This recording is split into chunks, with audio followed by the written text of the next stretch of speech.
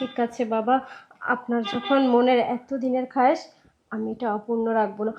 তবে আমার ইচ্ছাগুলো কিন্তু অপূর্ণ রেখেন না। না, তোমার কোনো ইচ্ছা পূর্ণ রাখবো না। তোমার তো অনেক ইচ্ছা, সেটা পূরণ করব। শুধু আমার একটা ইচ্ছা, তুমি শুধু ভালোটা বেসে যাও। আচ্ছা বাবা, আজকে আমি আপনাকে মন প্রাণ উজাড় করে ভালোবাসবো, আসেন।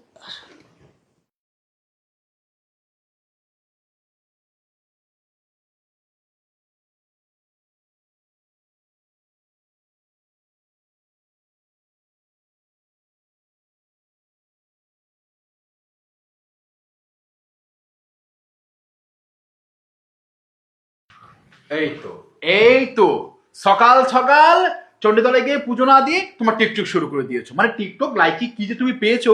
আচ্ছা, নাস্তাটা বানিয়েছো? তোমার এই প্যানের চোটে আমার টিকটকটাই নষ্ট হয়ে গেল। দাঁড়াও, আমি একটু ড্রাফটস রেখে নিই, পরে এডিট করে ইয়ে করে দিব।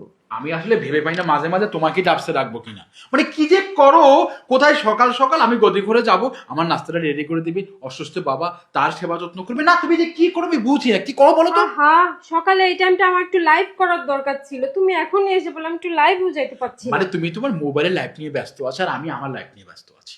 তুমি জিনিসটা করে ভেবে দেখেছো? হ্যাঁ, আমরা ঘোষ বংশের ছেলে, বংশ পরম্পরায় আমরা গদি ঘরের ব্যবসা করি, সেখানকার সব মাল সামান আর আসবাবপত্র সুন্দর করে ঢেকে রাখি। আর তুমি কি করো?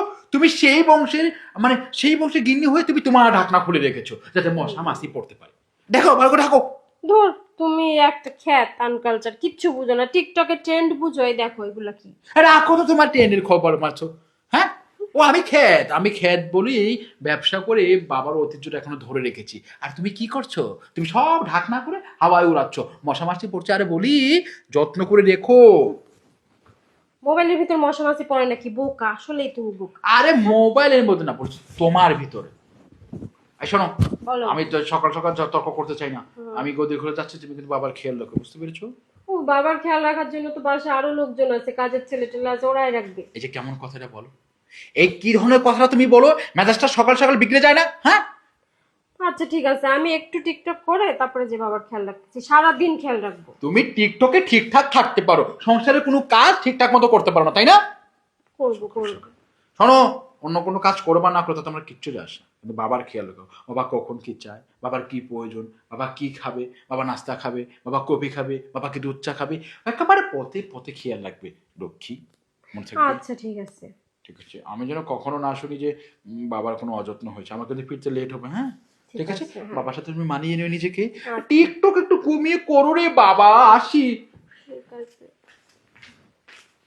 আমার টিকটকটা শেষ হলো না। না, এখন আর মুড নাই টিকটক করার। দেখে আসি বাবা কি করে। উহ, যন্ত্রণা, ভালো লাগে না।